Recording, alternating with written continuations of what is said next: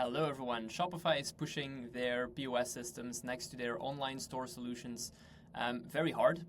Why? Because they have a very nice solution basically to try and help you with your unified commerce story. So basically they are going outside of the purely online focus that they had before.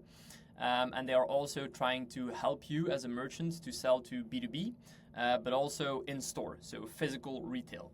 And I'm actually going to dive into an important topic around everything that concerns rates and the right plan you need to choose to have both your online store and then your POS setting for your sales online and in physical retail. But as we all know, obviously Shopify is a North American company. They have a lot of rates for the different payment methods, but they might be quite different from the rates that we get from local companies that are entrenched in the European, the Belgian, the Dutch, etc. market. So what we actually have done, because there is a lot of opaqueness in this sector, all of the different payment providers, they have their different rates. They actually combine different card types in a different way. So as a merchant, it's actually really, really hard to tell the real difference between the different payment provider rates. So we saw this, we struggled with it ourselves, to be really honest, and we wanted to make sure that we had something in a sheet where we could compare all of the different plans and all of the different rates as easy as possible. Now, this is a work in progress for sure, so by the way, we also want to receive as much feedback as possible. But what we have done today already is we have created a sheet where we have the overview of all the different payment methods for all the different plans and the pricing for those that is communicated by Shopify. And then we built a tool to try and make sure that if we have merchants that are in meetings with us, or if you want to have a meeting with us, please reach out to us as well, where we actually go over their rates so that we can actually compare based on the rates that they pay or the plans that they pay to their current retail solution. Retail solution. They might have a soft touch or a WASP or a Lightspeed setup, etc. And in a total cost of ownership way, compare that as much as possible in an apples to apples comparison with what Shopify would cost you. And obviously this includes the monthly fixed plan, but also the revenue cuts that Shopify takes and or the Shopify payment rates that you pay if you go to a Shopify system. So again, this is quite complex, but it's a super important topic and we really wanted to dive as deep into it as possible. So please bear with me and again, ask any questions if you have them. Please contact us as well if you have any questions about the sheet. We will also obviously share this sheet or a template of this sheet so that you can play around with it yourself. So let's dive into the sheet itself. So here you basically see the different plans that Shopify has, the different revenue cuts if you use third-party payment providers, for example. And then you have the switching costs on a monthly and a yearly revenue basis. So basically what this means is you should switch from the basic Shopify to the advanced, to the Shopify, if you have a yearly revenue of around 72,000 euros. This is based on some assumptions, but this is more or less what you would need to think about in your mind. But then the more important stuff. Here you actually have and this just comes from the pricing page on Shopify, on Shopify's website. You have the pricing of Shopify payments and or does the third-party transaction fees based on the different plans. So basically what this means is if you have a online transaction with a European credit card, you pay 2% on the basic plan, 1.8, 1.6, and 1.4 on Plus, and then a fixed euro fee of 0.25 if they pay with a credit card. If then there is an Amex or an international business credit card, you get all of the different rates. So this is how Shopify divides the different payment methods. Here we have a very important one. So this needs a bit more explanation. So basically, for bankcontact, this is always for online and for physical in-person transactions. So because here you also have an in-person card rate. But then, and here you actually see Maestro as well. So bankcontact is again also something different than Maestro. You have, if you have a bankcontact checkout in your physical retail, you will still pay this amount. If you have an ideal rate, physical or online, you pay this rate. If you have an in-card transaction, so also the European credit cards, the Amex, the international credit cards, you will pay this amount. Basically, said differently, these ones are for online. It's also written down. These ones are both. So these ones are for online and physical retail. These ones are actually these ones, but then in the physical retail, basically. And then you have the third-party transaction fee, which is 2, 1, 0.6, and 0.2 if you are on Shopify Plus. Here there is a whole different discussion about this as well, but this is more or less the simplified version of this. So then we go to the actual important part, basically. So what we have done is there are two numbers that you could change, basically, because what is important to calculate your different fees or your total cost of ownership is obviously your yearly revenue and then your average order value, because based on your average order value, you can understand how many transactions you actually have. By the way, this is both online and offline, right? But you can also split it up basically as well.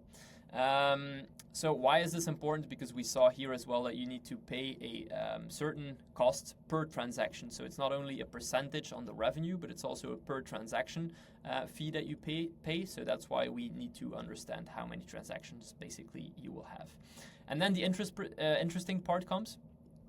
So basically what we try to do, because again, what you typically see is that if you ask, or if you were to ask as a retailer, your rates that you have with your current payment provider, then it will probably give you a list that is quite different than this list, because maybe they still make a difference between European credit cards for consumers, European credit cards for businesses, etc., etc. There is a whole lot of things that you could charge more or less for, basically. But this is basically, if you want to compare again apples to apples, you need to make sure that, for example, the consumer card and the business card, that they are linked to this one and compared to this one in Shopify, because in Shopify, the consumer card and the business card is both part of the European credit card rate. So that's why we have all of these different things here that we have set up to make sure that you can fill in based on what we saw most with our payment providers, with our merchants that we talked to, and to other payment providers, for example, Molly. You can see that there is here MasterCard for consumers, MasterCard for businesses, etc. So that's why we have split it up here. And what we basically then do is we say how much of the sales that you do goes through this specific payment method. So for example, here I have said that 5% goes through online sales by credit card, and then 15% goes through consumer credit cards on the POS system, so in physical retail. Then maybe 5% goes through EU business credit cards. And then what we also do, so we ask, or you can enter what your current rates are for these specific methods. So imagine that you say, I get a specific fee, like we have seen here as an example in Molly. I have a fee of, for example, 2% and 1.4% and 15 cents for my current online sales EU consumer credit card. And then we can actually compare those with the Shopify rates that we have based on the plan, because obviously it differs from plan to plan. This doesn't differ from plan to plan, basically. And so what you can see here is that for this specific payment method, you have these different rates for the different Shopify plans. And then this is actually an input for you, because you know your payment rates at this point in time better, obviously, than we do. And it also depends a bit on what you were able to get out of your payment provider. So you basically need to fill in all of these as well, your current rates. And then you fill in all of these, the percentages of the payments that flow through these different payment methods. And what we have then done, and you see that Bankcontact is the biggest one basically, because this is also what we see, like 70% more or less of people, both online and offline, if it's a Belgian retailer, more or less goes through Bankcontact. So obviously here you want to make sure that you reach 100%, because then you will have the division basically of the different percentages of your revenue basically, right, over all of these different payment methods. And what we can then do is, per plan, we can actually calculate the full total cost of ownership of both the plan of Shopify and the payment rates costs, both if you would go for Shopify payments or if you would go for the third-party solution, where Shopify takes an extra revenue cut for based on the rates that you gave. So basically it's, or you go for Shopify payments and it will be those rates that will be calculated with, or it's with those rates additional to the extra revenue cuts that Shopify takes on third-party payment methods basically. So what you can then do is you can again, plan, because you obviously have different rates per plan. You can actually calculate your full total cost of ownership every single year. Then there is obviously also the change that you can have a monthly plan or pay for a monthly plan in Shopify, or go directly for a yearly plan. If you go for a yearly plan, you pay less in terms of the fixed amounts that you pay every month. And thus I also made the split between a yearly plan and a monthly plan. And then let us dive into this one, because here you see a lot of numbers basically. So what we do here is, these are actually the most important numbers, is if you would go for a monthly plan, then your yearly costs, if you would go for Shopify payments, again, then you pay these rates, right? You don't pay these because this is third party, you pay these. Then you would have your total cost of the Shopify plan and your rates that you pay to Shopify payments. You would have a total cost of ownership more or less of 13K. It's a monthly then cost of 1,100. Again, this is including the rates that you pay to the payment provider in this case on top on your revenue, right? So this is not only the Shopify plan part. This is the whole reason why we made this setup, is that it also includes the amount that you pay to your payment processor, basically, right?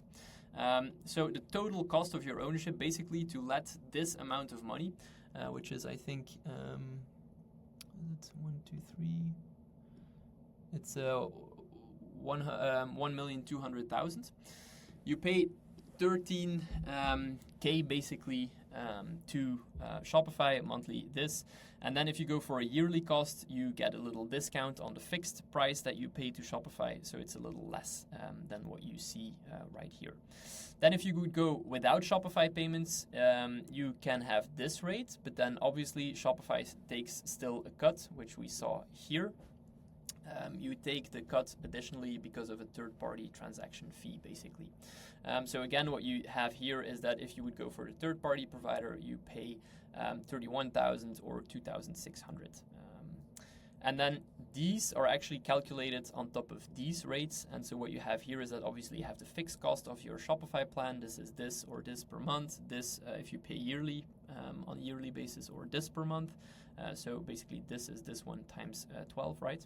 Then the revenue-based cost. So this is the cost that actually is for your payments, basically. We calculate it here and then we sum it all up in these ones. So basically what you have here is, again, you can compare the rates. So then for this revenue, you could actually check then, okay, but what is then the plan that I should check? Because you do the same calculations for the Shopify plan, the basic plan, the advanced plan, and for the plus plan. And then you can actually say, okay, in this revenue number, it is probably best to go, and then you just have to compare the different costs, basically, right? But I don't think it's 1,000,002, right? Might have been mistaken, so it's 120. Yeah, it is. Okay. So, and then basically you do everything for the different plans that you have. And then you will actually see that basically, obviously, your rate for the through the Shopify payments will actually decrease, right? Because you pay less and less on your revenue, because the rates go lower if you increase your Shopify plan. So this you can actually see here. So in this case, you paid 12,900 for your revenue that goes through the Shopify, mostly through Bankcontact, by the way. And then on the Shopify plan, you pay 12,400.